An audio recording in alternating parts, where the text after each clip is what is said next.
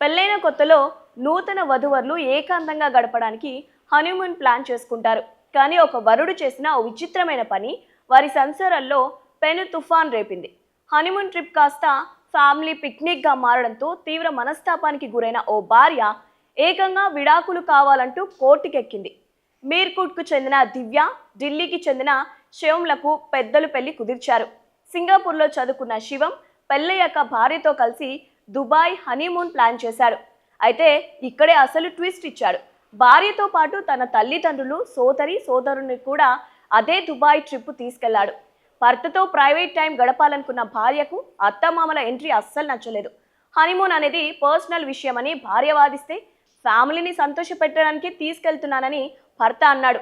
ఈ గొడవ కాస్త ఫ్యామిలీ కౌన్సిలింగ్ సెంటర్కు చేరింది. 3 రౌండ్ల చర్చలు జరిగినా ఇద్దరు తమ పంతాన్ని వీడలేదు. నేటి తరం యువత ప్రైవసీని కోరుకుంటుంటే పాతకాలపు ఉమ్మడి కుటుంబాల ఆలోచనలు ఇందుకు భిన్నంగా ఉండటమే ఇలాంటి వివాదాలకు కారణమని నిపుణులు అంటున్నారు.